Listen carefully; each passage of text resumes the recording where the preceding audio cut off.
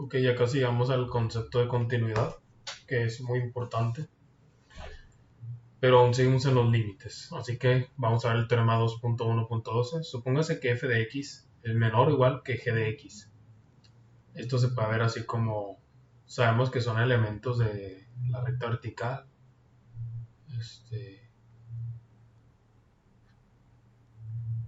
Algo así.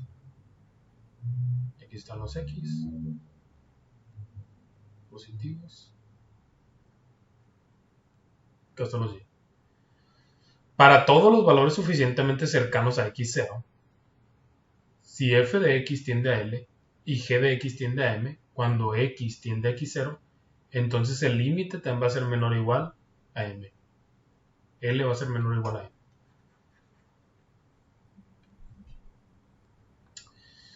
Es decir, que si tenemos una función, una f de x menor o igual que g de x, entonces el límite cuando los x tienden a un x0, va a pasar que los límites también van a cumplir eso, que L va a ser menor o igual a M. Con este teorema se va a demostrar otro teorema más importante que se llama el teorema del sándwich o del emparedado, de compresión, más adelante.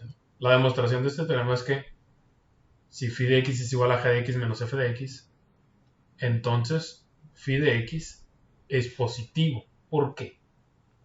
Porque si tú pasas restando este f de x al otro lado, o sea, de f de x menor o igual a g de x, despejas esta cosa al otro lado y te va a quedar, o lo restas f de x a ambos lados, te va a quedar esto, f de x menos f de x es igual a g de x menos f de x. Resté a ambos lados lo mismo, pero esto es igual a 0. Y entonces 0 es menor o igual a esto. Pero a esto le vamos a llamar phi de, bueno, no es phi, o sí es phi. Es una letra griega, creo que sí es phi, es esta, ¿no? Bueno, yo le voy a llamar phi, por lo pronto no estoy seguro porque tiene como un huequito aquí, no la recuerdo así. Entonces vamos a llamarle phi de x, pues. Y este va a ser mayor o igual a 0, ¿no? Por esto que acabamos de decir. Porque todo esto es phi. Para todos los valores suficientemente cercanos a x0 va a ser positivo, ¿no? Entonces el límite de phi de x cuando x tiende a 0 va a ser el límite de esto. Pero esto es el límite de la resta. O sea, el límite de la resta es una suma, así que se utiliza propiedad de los límites y este va a ser m y este va a ser l. Definimos k igual a m menos l. Para mostrar que k es mayor o igual a 0 se procede por contradicción. Supongamos que k es menor que 0. Si suponemos que k es menor que 0, como phi de x tiende a k, cuando x tiende a x0, para este epsilon que vamos a tomar, positivo, que va a ser valor absoluto de k entre 2, existe un delta tal que ocurre esto. Siempre y cuando ocurra esto, que los elementos cercanos a x0 estén encerrados en delta. Observando que pasa esto, que significa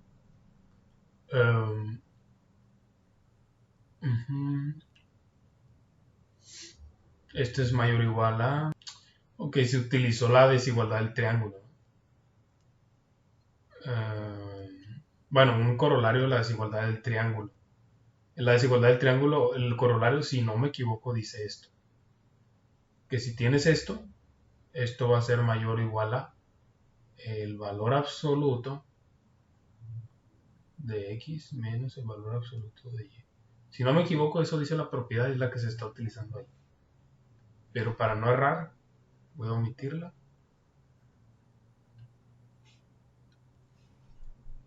Hay otra muy parecida, ¿no? Bueno, esto implica que el valor absoluto de phi de x es menor que k más k entre 2. Más valor absoluto de k entre 2. Pero esto es igual a k entre 2. A ver, veamos. Si hago el producto de esto va a ser 2K más 2 absoluto de K entre 2. Ok. En consecuencia, phi de x en valor absoluto es menor que 0, ya que K es menor que 0, lo cual es una contradicción. Por consiguiente, K es mayor o igual a 0. Por lo tanto, M, el límite M es mayor o igual a L. Lo que debe quedar claro aquí es que cuando tengas una función que es menor o igual a otra, para todos los valores suficientemente cercanos a un x0, si el límite de f de x es L y el límite de g de x es M, cuando x tiende a x0, entonces el límite de L va a ser menor o igual al límite M. O sea, el límite de f va a ser menor o igual que el límite de f. Eso se puede ver gráficamente, seguramente lo van a poner por aquí. No, lo voy a dibujar un poquito. Digamos que este es el límite de f. Bueno, la función, la gráfica, perdón, de f. Aquí está el plano cartesiano. Voy a suponer que aquí va f y que pronto sube y de ahí baja. Se va hasta el infinito. Y voy a poner a g, bueno, voy a poner así, está f. Voy a poner a g como algo que era mayor que g, que f, perdón. Lo voy a poner como si fuera menor, pero en este punto ya es mayor y ya se va. Entonces voy a poner aquí a x0. Lo pongo de esta manera para ejemplificar el teorema. Que si te fijas, la función g, que es la verde, solamente en este pedacito es mayor. Entonces, solamente en este pedacito. Entonces lo que estoy diciendo es que si en un intervalo pequeño delta g de x es mayor, entonces el límite cuando ambas funciones tienden a x0, o sea, este punto de aquí, va a ocurrir que el límite va a ser mayor que el otro, ¿no? No importa cómo sea lo demás de la gráfica, lo que está importando aquí es este pequeño tramo. Ese es el resumen. Aquí viene el teorema del emparedado. Dadas tres funciones f, g y h de x a las tres, si tienes que esta es menor que h y esta h es menor que f de x, para todos los valores suficientemente cercanos a un punto x0, si el límite de f de x cuando x tiende a x0 es igual al límite de g de x cuando x tiende a x0 igual a L, entonces a esta del medio no le va a quedar otra más que tender al mismo L. O sea, aquí te están diciendo, aquí lo que te están diciendo más o menos gráficamente, según un link que te dejó el maestro, es que si tú tienes una función así, otra función que viene, voy a ponerla en verde, que viene así, y tienes, bueno, vamos a ponerle esta f, ¿no? Bueno, f, y a la de abajo va a ser g.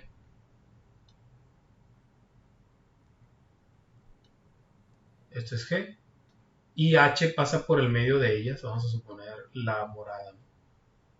Pasa entre el medio de ellas. Y acá ya se puede salir si quiere, aquí también, no importa.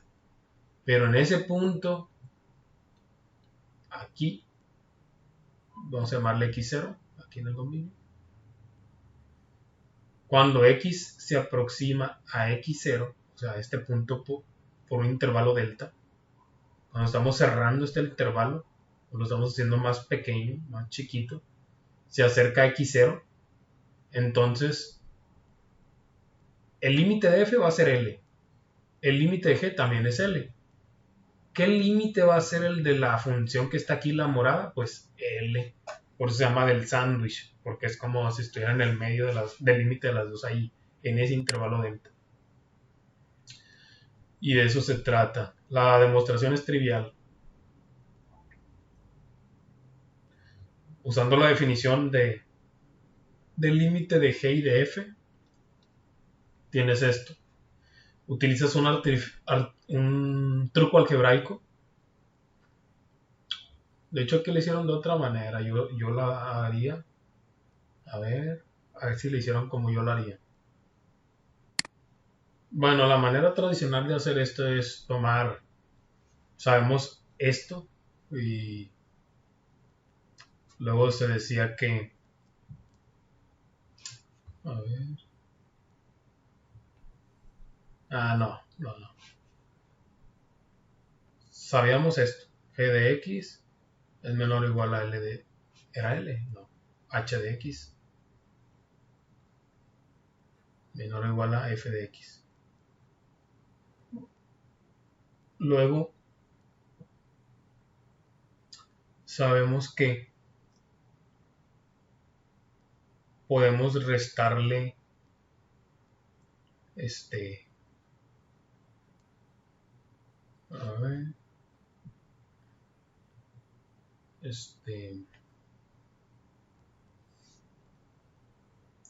como sabemos que G de X menos L es menor a epsilon, entonces sabemos que G de X va a ser mayor que epsilon más L.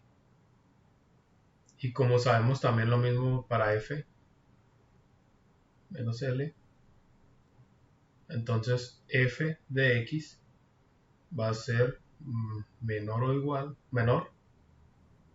que, acá era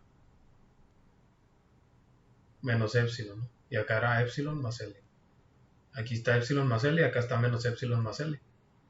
Y luego, restándole aquí, aquí ponemos, este es mayor que menos epsilon más L. Y F de X pues es menor que epsilon más L. Pero esto significa que H de X menos L es menor que epsilon. Si hacemos más trucos algebraicos, ¿no? Vamos a llegar a algo semejante a eso. Y finalmente, pues, el límite de H de X es L, ¿no?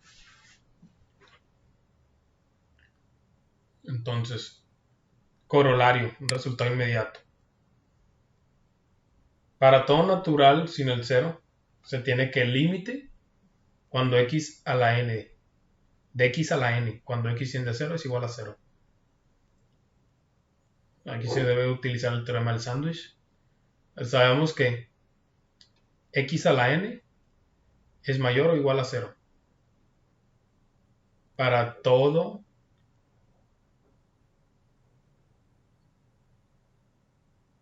ok. Para todo n, para todo natural sin el 0. Ese mayor o igual a 0. Para todo natural sin el 0. Aunque x a la 0 es 1 y 1 es mayor o igual a 0. Entonces, están haciendo el caso donde el valor absoluto de x es menor que 1 y mayor que 0. Entonces, está la bola 0,1.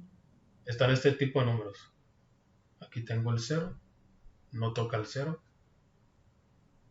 Y aquí está el 1.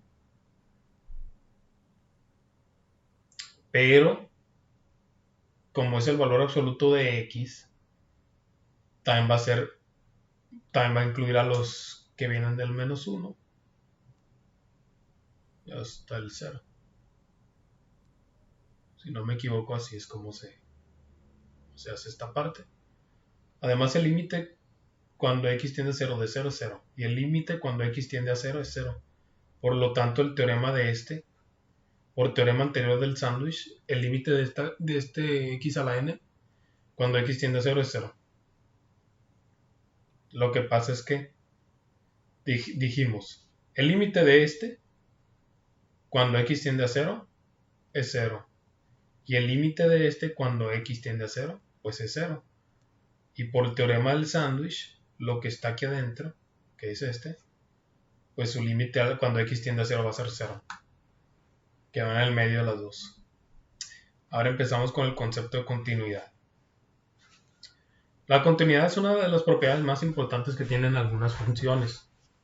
La importancia que tiene esta propiedad es que a partir de ella se pueden garantizar otras propiedades. En la sección anterior, muchos de los ejemplos de límites se calcularon evaluando ya sea en función original o en reducciones de la misma. En general, el límite de una función no siempre se puede calcular de esta manera. Sin embargo, hay una familia de funciones las cuales permiten calcular los límites evaluando. Ojo. Esta sección comienza de la definición de una función continua.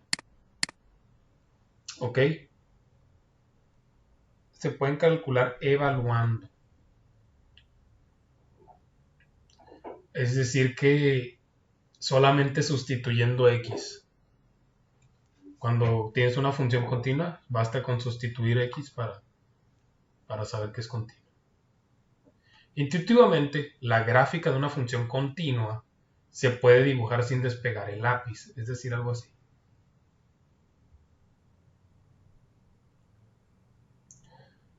Ok, bueno, esa salió fea. Sin despegar el lápiz sería algo así, ¿no? Que se va así y se va extendiendo, ¿no? Hasta el infinito. Es decir, es un trazo continuo. Esto significa que no presenta interrupciones, ni saltos, ni mucho menos oscilaciones indefinidas. Por ejemplo, una oscilación indefinida sería algo así como...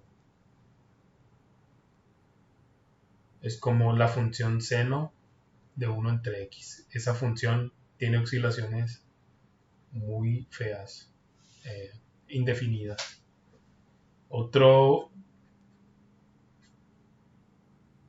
Esta función no recuerdo si dije que no era continua, pero no, sí es continua. Pero en cero no es derivable, es lo que quise decir. No sé si lo dije mal. Lo que quise decir es que no es derivable en cero, pero sí es continua. No sé si en esa parte me equivoqué o no. Voy a tener que checar los videos y ponerle una nota ahí. Se dice que una función f de x no es continua en x0. Sí, solo sí. F de x está definida en x0. ¿Ok? La definición es esta. Se da por hecho, ¿no? F de x es continua en x0. Sí y solo si la función f de x está definida en x0. Esa es la primera condición. La segunda condición es que el límite de f de x cuando x tiende a x0 exista. Y por último, aparte de esas dos, es que el límite cuando f de x cuando x tiende a x0 sea f de x0, o sea f evaluado en x0. En caso contrario, se dice que f de x es discontinuo en x0. Si solo si no es continua en x0. ¿Ok? Si no es continua en un punto x0, se dice que es discontinuo. Además, se dice que f de x es continua en un conjunto S. Si solo si f de x es continua en x para todo x de S. O sea, se puede decir que es continua en un pequeño conjunto de números o en un intervalo pequeño de números, algo así. Hay que observar que el concepto de continuidad es un local. Esto quiere decir que depende del punto donde se esté trabajando. Es una propiedad local, ¿no? A partir de 3, o sea, de esta parte, la definición de continuidad se escribe de manera equivalente como la función f de x es continua en x0 por sí y solo si para todo epsilon positivo existe un delta correspondiente positivo, tal es que el valor absoluto de f de x menos f de x0 es menor a epsilon si pasa esto. ¿Qué cambió en la definición del límite ahora? Ahora es más restrictiva. Bueno, en parte. Por ejemplo, x menos x0. Ya te pide que sea menor que delta, pero ya no te pide que sean diferentes. O sea, que no sea mayor que 0. Ahora se borra que sea mayor que 0. Luego esta parte de acá ya no te dice que sea cualquier L. Ahora tiene que ser la función evaluada en el punto x0. Eso sí es más restrictivo. Ya no es cualquier L. Es f de x0.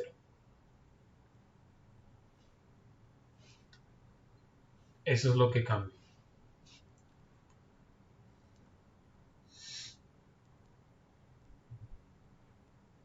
Cualquier polinomio p de x es una función continua para todo x real. X sub 0 real. Ya que el límite de p de x cuando x tiende a 0 es p de x0 para todo x real. Lo demostramos en las funciones de polinomios hace rato con inducción, con el límite de la suma, el límite del producto, etc. Entonces este es continuo para todo real.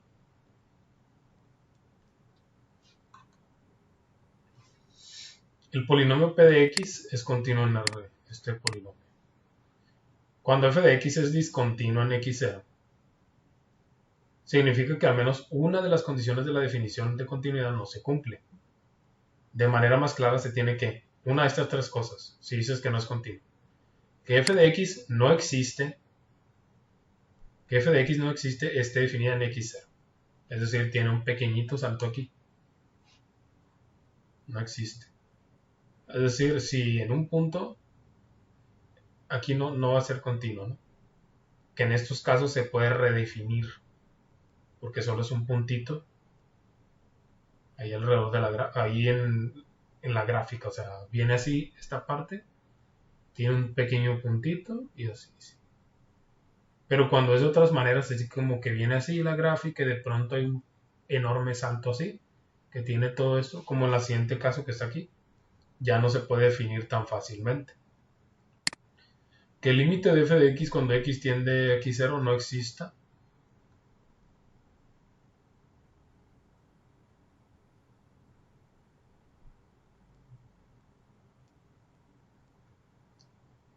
Eso pasa aquí. O que el límite de f de x cuando x tiende a x0 no sea f de x0. Aquí está un pequeño ejemplo. Este también se puede redefinir. Dada una función racional h de x igual a p de x entre q de x, es continua en todos los valores x0, tales que q de x0 no es 0. Porque está en el denominador. Este ejemplo dice la función f de x igual a x cuadrada más 3x menos 2 entre x cuadrada menos 5 más 6 es continua salvo los valores que satisfacen x cuadrada menos 5x más 6 igual a 0. O sea, es continua nada más no es continua en los valores que hacen que esta sea 0. Pero esas, si la factorizas, vas a tener esto. Y esto es igual a 0 cuando x es igual a 2 y x es igual a 3. Entonces, por lo tanto, f de x es continua en todos los reales sin incluir esos dos números, ¿no? Porque es donde no sería continua. La función f de x, esta es continua, salvo en los valores que satisfacen que el denominador es 0. Equivalentemente, si factorizas este denominador, te da esto. Y va a ser igual a 0 en x igual a 0, x igual a menos 5 y x igual a 4. Porque despejas este, pues si es x igual a 4. Por consiguiente, x es igual a 0, x igual a menos 5, x igual a 4. Por lo tanto, f de x es continua en todos los reales, excepto en los reales, en el conjunto de los reales a los cuales le vas a quitar el número menos 5, el 0 y el 4. Todo esto es un conjunto solo. Es el conjunto de todos los reales, exceptuando estos tres números, ¿no? Ahora se presentan dos ejemplos de cómo estudiar la continuidad de una función definida por secciones. Ok. Ahora vamos a ver algo importante que es ver la continuidad de funciones definidas a trozos o por secciones, ¿no? Sea f de x igual a menos x cuadrada, si x es menor o igual a 4. Y si x es mayor que 4, esto se va a definir como 3x más a. Hallar el valor de a para que f de x sea continuo en x igual a 4. La solución dice, dado que f de x es igual a menos x cuadrada para x menor o igual que 4, entonces f de 4 es igual a menos 4 al cuadrado, es decir, menos 16. Es decir, se cumple la condición 1. ¿Cuál era la condición 1? Vamos a ver la volada. Decía que la función f de x esté definida en x0. Entonces, está definida ya que nos da un número. No está en el denominador, no está indefinido ni nada de eso. Se cumple la condición 1. Luego, la condición 2. Se toman los límites unilaterales. Vamos a ver que existen los límites. O sea, queremos ver qué límite existe ahora. ¿Cuál es la forma más fácil que tenemos hasta ahora? Pues los límites laterales. El límite de cuando x tiende a 4 por izquierda es igual al límite cuando x tiende a 4 por izquierda de menos x cuadrada. ¿Ok? Sustituyendo, se tiene aquí menos 16. Ahora vemos por derecha. El límite de f de x cuando x tiende a 4 por derecha va a ser igual al límite de esta función cuando x tiende a 4 por izquierda. Pero esto es igual a 3 por 4 más a. Pero esto es igual a 12 más a. Bueno, aquí está más fácil. ¿Qué necesitamos hacer que sea igual? O sea, necesitamos que estas dos cosas sean iguales. Pero esto es igual a menos 16 y esto es igual a 12 más a. Entonces necesito que 16 sea igual a 12 más a. Despejando, vamos a tener que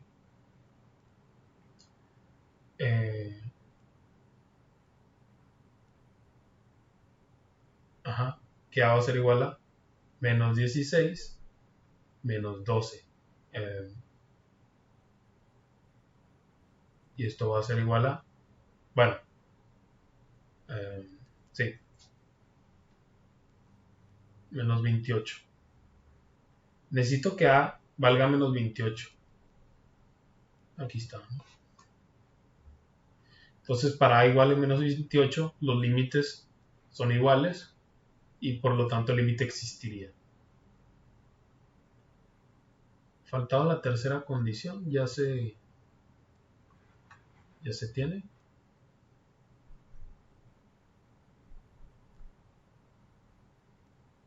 Se verificó 1, 2 y la 3. No, sí está bien. Dada la función f de x igual a menos 2x cuadrada más 4 si x es menor o igual a 1. 3x si x es mayor que 1. Dado que f de x es una función definida por secciones, donde cada sección es un polinomio definido sobre intervalos, solo basta con estudiar cuando x es igual a 1. Ok, esto es importante. Como ves que este es un polinomio y este también. ¿Cómo sabes que es un polinomio? Bueno, porque tiene la forma de un polinomio, tiene aquí una potencia de x. Se puede poner como la función identidad, ¿no? Y el otro también, 3 por i. Entonces solo queremos saber cuando x es igual a 1. Porque como son polinomios, ya sabemos lo demás. Dado que 1 es menor o igual a 1, se tiene que f de 1 va a ser esto. Igual a 2. Tomando límites unilaterales. ¿Por qué fue este y no 3 por 1? ¿Por qué no se evalúa este? Porque aquí está el igual, acá no. Acá está el igual. Tomando límites unilaterales se tiene lo siguiente. El límite de f de x cuando x tiende a 1 por izquierda es igual a esto. Sustituyendo el 1, esto va a ser igual a 2. Y ahora vamos a verlo por derecha. El límite de f de x cuando x tiende a 1 por derecha es igual a 3 por 1. Esto es igual a 3. Y como los límites son diferentes, entonces el límite no existe. Es decir, la función f de x es discontinua en x0 igual a 1. Por lo tanto, f de x sí es continua, pero en todos los reales, sin el 1. Es decir, ya habíamos dicho que como son polinomios, va a ser continua en todos los diferentes de 1 y queríamos verificar para x igual a 1. Y acabamos de ver que no va a ser continua en este punto 1, en este número 1. Entonces, sí es continua, pero en todos los reales, exceptuando el 1. En el 1 no es continua. Es discontinua en un punto. ¿Ok?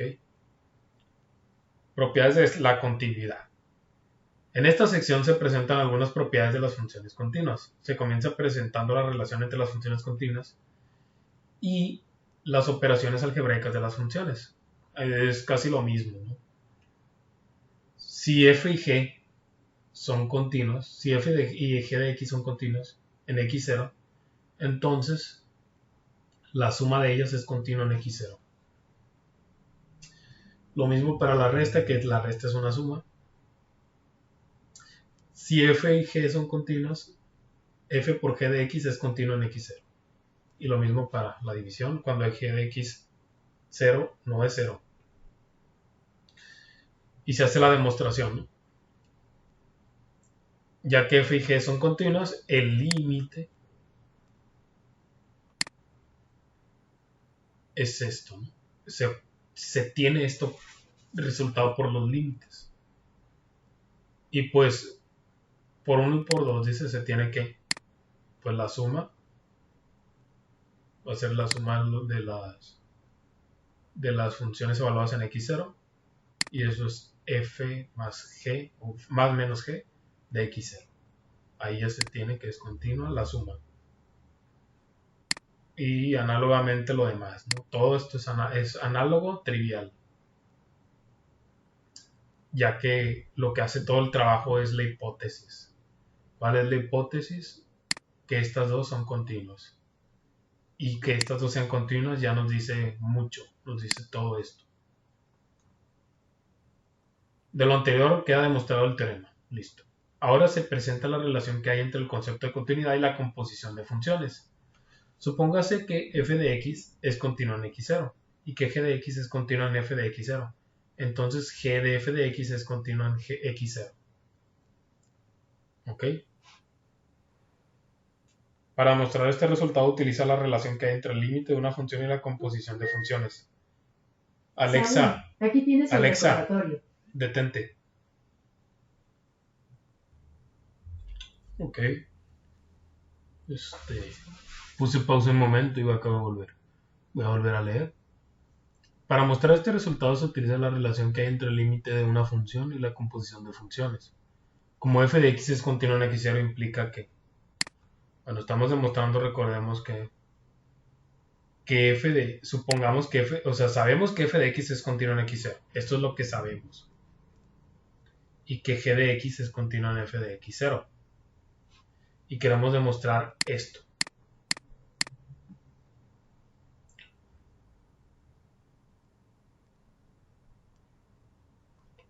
F de x es continua en x0 implica esto. Y como g de x es continua en f de x0 implica esto. Se tiene que el límite cuando x tiende a x0 de g de f de x es igual a g de f de x0. Pero esto es igual a g círculo f de x0. Por lo tanto, g compuesto con f de x es continuo en x0. Se mostró muy directo con un cambio de variable. Generalmente no se hace así. Se hace más con la definición del límite, epsilon delta. Este cambio de variable pues está raro, pero pues funciona aquí. no hay problema. Haciendo que u tiende a f de x0.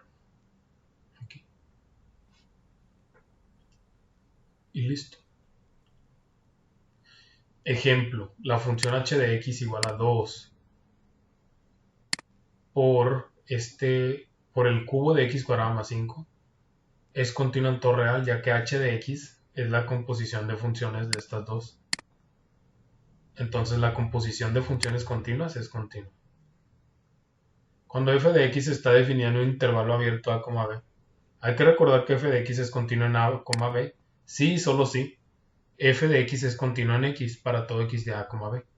Cuando se tiene un intervalo cerrado a, b, cuando se tiene un intervalo cerrado a, b, se dice que f de x es continua en el intervalo cerrado a, b. Sí, solo si f de x es continua en a, b.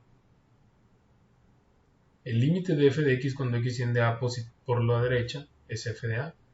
Y el límite de f de x cuando x tiende a b por izquierda es f de b. ¿Ok? ¿Se entiende esta parte? Dice que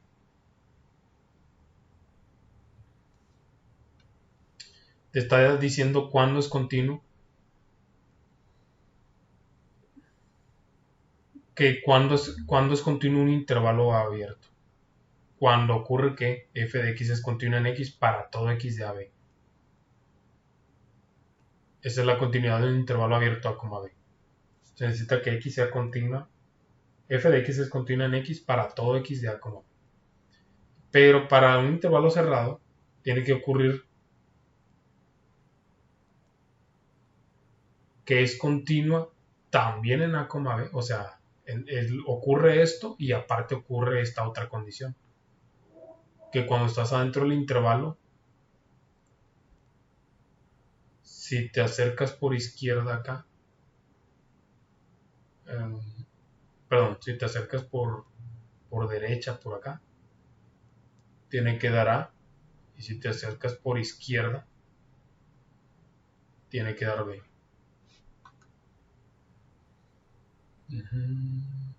No, si es por dentro. Cuando si te acercas por derecha A, así es por dentro. Sí, estoy seguro que era por dentro. Si te acercas, los X se acercan por izquierda A, tiene que ser igual a F de A. Y si te acercas por izquierda a B, tiene que ser F de B.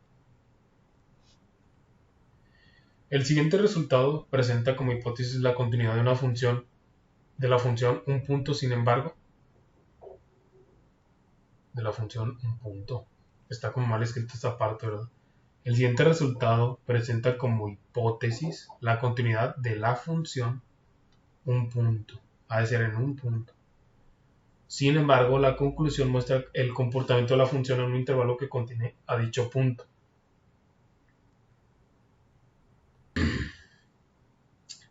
Ok. Pues volvemos pausa un momento. Volvemos.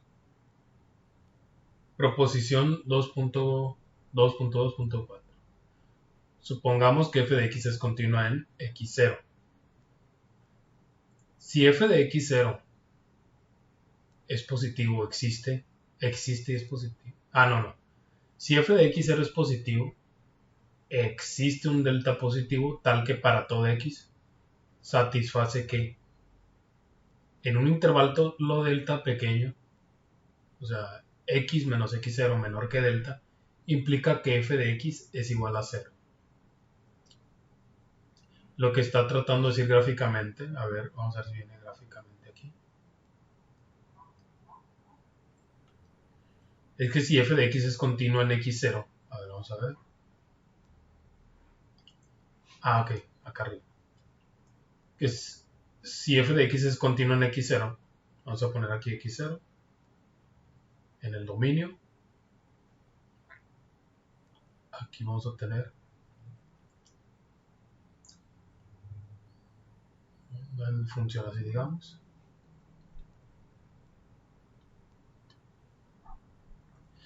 Entonces existe un delta positivo, o sea, un intervalito pequeño, tal que para todo x de este intervalo,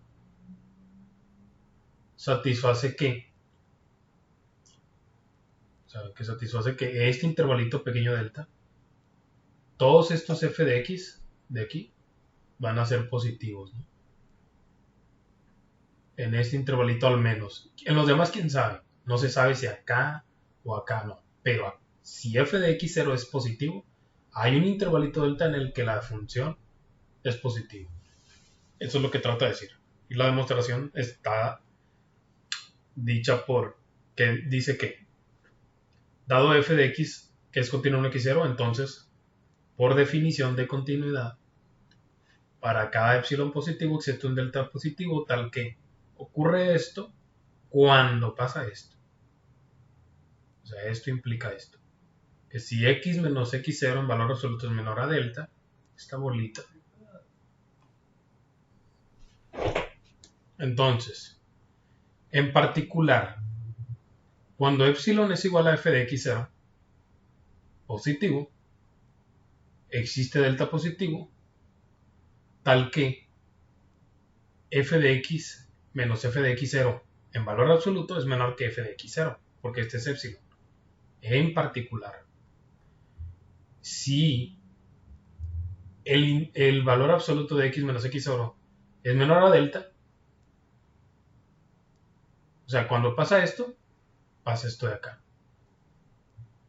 Pero, ¿qué significa esto de acá? O sea, vamos a hacer el artilugio algebraico, ¿no? F de x menos f de x0 en valor absoluto es menor que f de x0. Pero esto ocurre si y solo si f de x menos f de x0 es menor que f de x0 y mayor que menos f de x0 por propiedades del valor absoluto. Luego podemos agarrar esta sección solamente y decir f de x0, f de x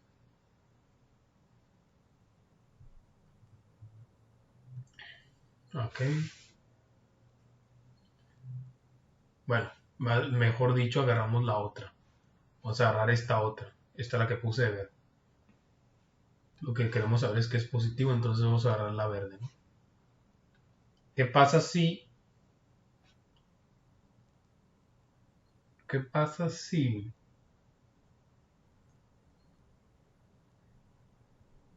Sí, si pasamos, o sea, si despejamos a f de x, entonces se va a pasar sumando a este lado. Pero este menos este es igual a 0.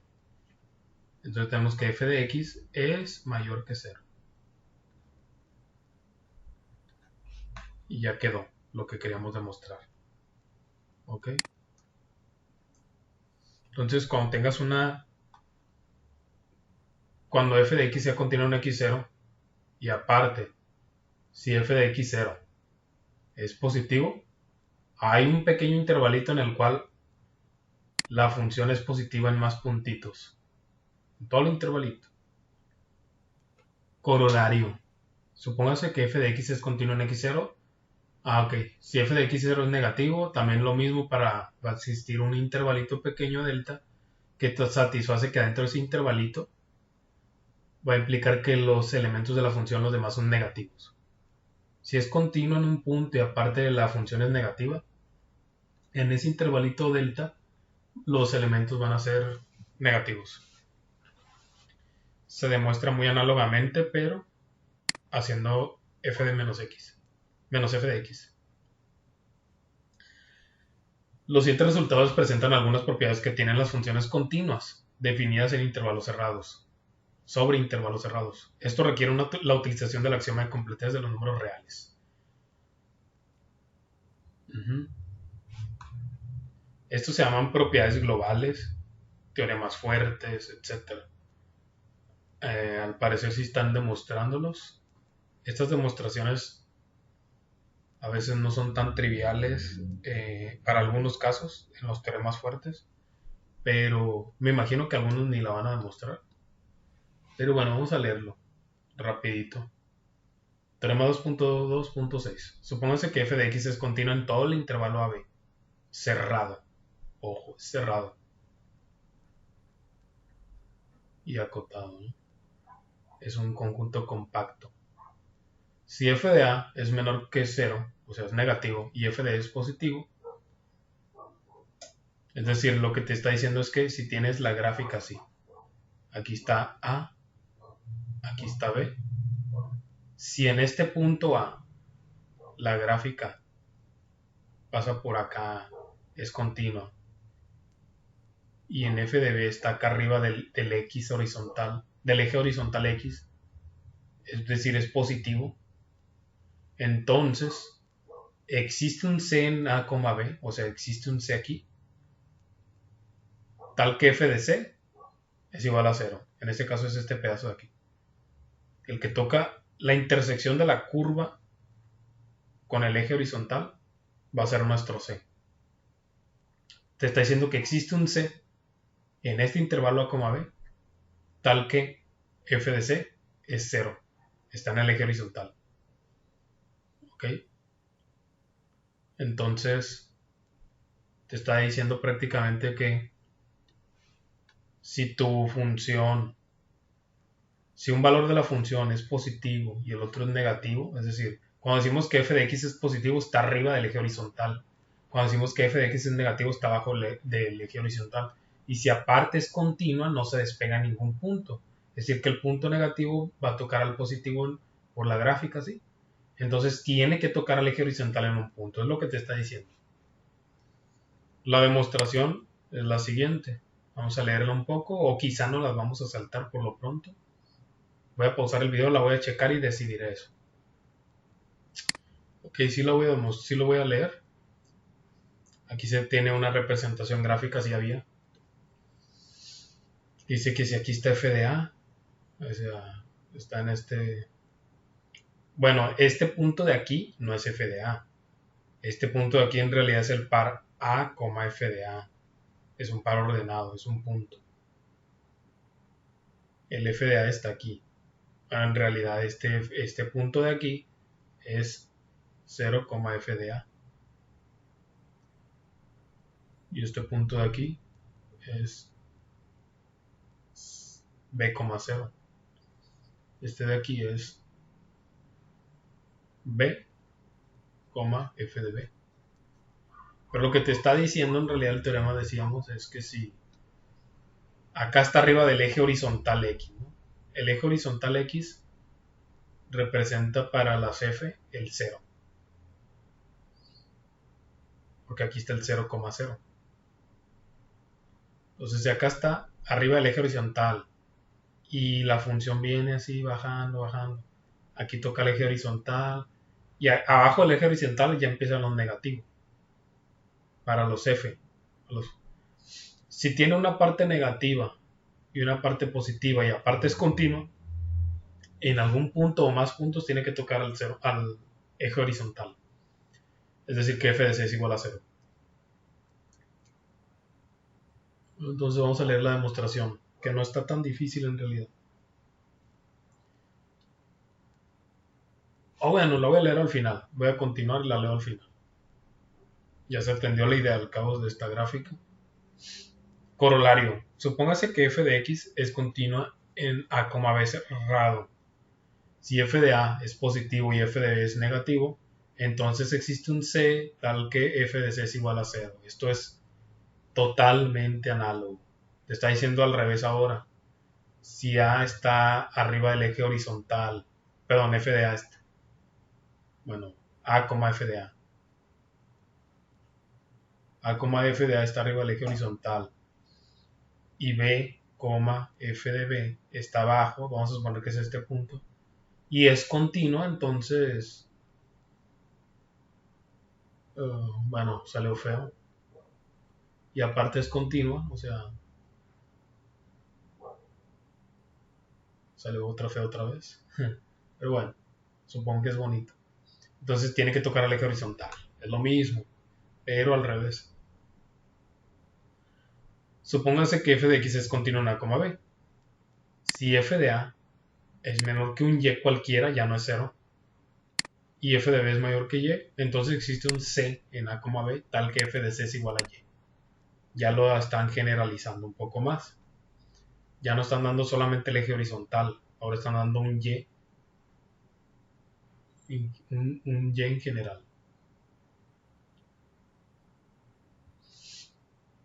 Ok. Demostración. Se tiene al aplicar el teorema anterior a la función f de x menos y. En efecto, f de x es continua en a, b, entonces h de x es igual a f de x, y. F de x menos y es continua en a, b. Además, h de a es f de x menos y, es bien negativo. Y h de b es igual a f de b menos y, positivo por el teorema 2.6. Existe un c en a, b tal que h de c es igual a 0. Es decir, f de c es igual a y. Antes de presentar el siguiente teorema, se comienza con el siguiente concepto, al acotado, ¿no? Se dice que una función f de x es acotada en un conjunto S, si y solo si existe un m, existe un m mayor que 0, tal que el valor absoluto de f de x es menor o igual a m, para todo x de S. Lo que te está diciendo gráficamente, a ver si aparece, no aparece. Es que si tienes una función en el plano cartesiano o algo así, esta función va a ser acotada si hay un m por aquí, vamos a ponerle aquí, y un menos m por acá.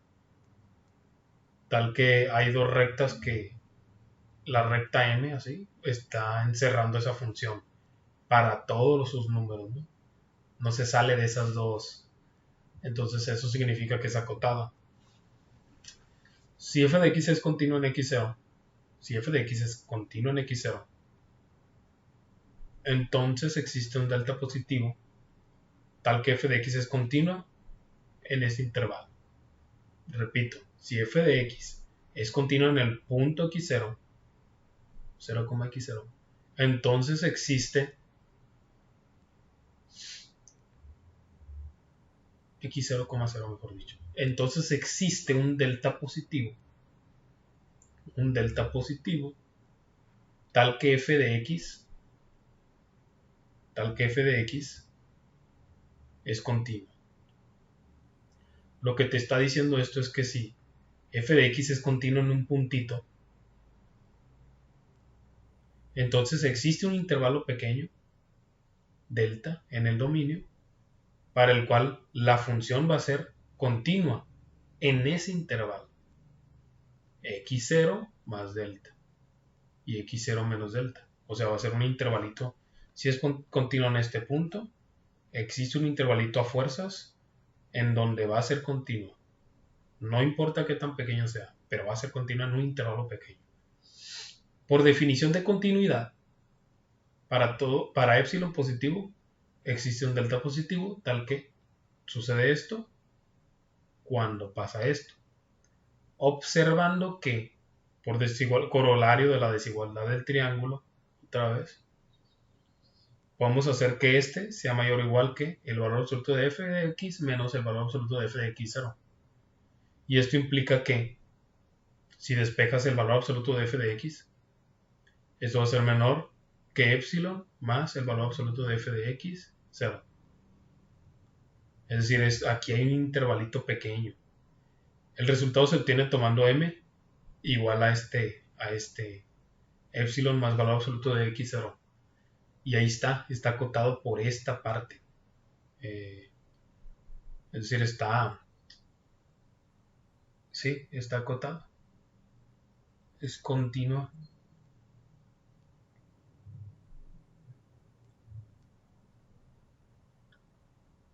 Sí, ahora. Me parece un poco extraña la demostración. Porque lo que estamos demostrando aquí es que es acotada. O sea que f de x en valor absoluto es menor que m. Estoy diciendo que es acotada. Pero acá no estoy demostrando que es acotada. O sea, el lema solamente está diciendo que f de x es continuo en x0, entonces existe un delta en donde f de x es continua en este intervalo pequeño. Se parece más La demostración se parece más a la del teorema siguiente, pero bueno, a lo mejor estoy mal. Así que vamos a entender esto al menos. El pequeño lema.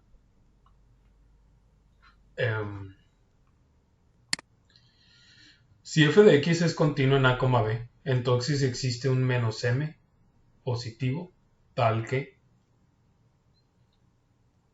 el valor absoluto de f de x es menor o igual a m para todo x en a, b. Te está diciendo que si f de x es continuo en un intervalo pequeño, entonces está acotada, los elementos de la función están acotados por un m para todo ese intervalo a, b. Es decir, en un pequeño intervalo, ahí va a estar acotado en ese intervalo. La demostración dice sea todos los x de a, b, tal que f de x es acotado en a, x. Se tiene que a no es vacío. Si a está en a, además b acota al conjunto a. Por el axioma de completitud existe el supremo. ¿Por qué? El supremo existe cuando pasa esto. A no es vacío y además B acota al conjunto A, es decir, tiene una cota superior, por lo tanto existe el supremo. El resto de la prueba es mostrar que B es igual a alfa, al supremo, pues. Para ello se procede por contradicción. Supóngase que alfa es menor que B. Como f de x es continuo en alfa, entonces existe un delta positivo tal que f de x es acotada en esta parte, ¿no? A ver, creo que aquí, creo que aquí la palabra era acotada.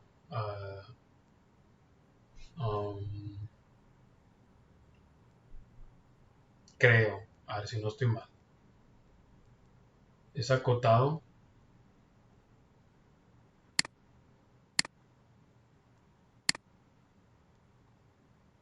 A menos delta, tal que f de x, como f de x es continuo en alfa, entonces existe un delta, tal que f de x es acotado en alfa menos delta, alfa más delta.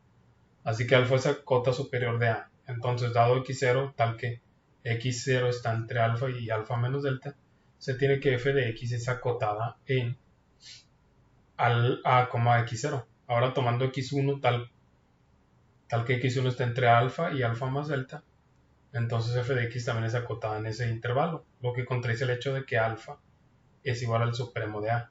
Así b es el supremo de a. Esto solo muestra que la función f de x es acotada en a, x para todo x de b. Para incluir la b, basta observar que como f de x es continuo en b, existe un delta positivo tal que f de x es acotada en b menos delta, b. Tomando b menos delta, bueno, x0 entre menor que b y mayor que b menos delta, implica que f de x es acotada en este otro intervalo. Y además f de x es acotada en x0, b. Por lo tanto, f de x es acotada en a, b. ¿Ok? De forma gráfica, el teorema anterior se ilustra de la siguiente forma. Si tienes esta función continua en a, b, aquí está la verde, entonces es acotada por esta m en ambos lados, ¿no? Al menos en ese intervalo. Ahora finalmente se presenta el siguiente resultado que garantiza que una función continua definida sobre un intervalo cerrado alcanza su punto más alto, por ejemplo aquí, o su punto más bajo, también su mínimo. Si f de x es continuo en a, b, entonces existe un x0 en a, b, tal que f de x es menor o igual a f de x0 para todo x del intervalo. Vamos a omitir la demostración. Bueno, vamos a leerla también, así rapidito. Se tiene que f de x es acotada. Muy bien. Sea a el conjunto de todos los f de x tales que x están en el intervalo a, b. Es un conjunto no vacío y acotado. Por el axioma de completez existe el supremo. Le vamos a llamar alfa. El supremo de a es alfa. Para demostrar que existe x0 en a, b, tal que f de x0 es igual a alfa, se procede por contradicción. Supóngase que f de x es distinto de alfa y definimos esta función. Para cada x del intervalo a, b, se tiene que g de x es continua en a, b. Como el alfa es igual al supremo de a, implica que para todo epsilon positivo existe un x en ab, tal que alfa menos f de x es menor que epsilon. Estos es equivalente a que 1 entre g de x es menor que epsilon, cuando x está en a, b. Por consiguiente, g de x es mayor que 1 entre epsilon. Y x, cuando x está en este intervalo, es decir, g de x no es acotado, lo cual es una contradicción, por lo tanto existe x en a, b, tal que f de x0 es alfa. Y de manera gráfica se obtiene lo siguiente. Aquí está el intervalo a, b, y alcanza su punto máximo en un punto. En este caso en el punto x0 del dominio, f de x0 va a ser el máximo, es decir, x0, fx0. Aquí está el punto máximo. Si f de x es continuo en un intervalo a, b cerrado, entonces existe un x0 en el intervalo a, b tal que f de x es mayor o igual que f de x0 para todo x del intervalo. Lo mismo que lo anterior, pero pues ahora va a ser algo así, ¿no? El menor. Y aquí se cierra la unidad. Entonces, para más información pueden consultar esta bibliografía, repetir el video, repetir otros videos. Nos falta una demostración que vamos a leerla de una vez para que no nos falte nada. Era esta, que decía que si f de x es continuo en un intervalo a, b, cuando f de a es negativo y f de b es positivo, entonces existe el c tal que f de c es 0. Sea el conjunto de todos los x en el intervalo a, b y f de y menor que 0 para todo y de a, x. Dado que f de a es negativo por el corolario 2.5, implica que existe un delta tal que f de x es menor que 0 para x, que satisface que x menos a es menor que delta. Ajá. A ver. Si era ese, ¿verdad? Sí, sí era.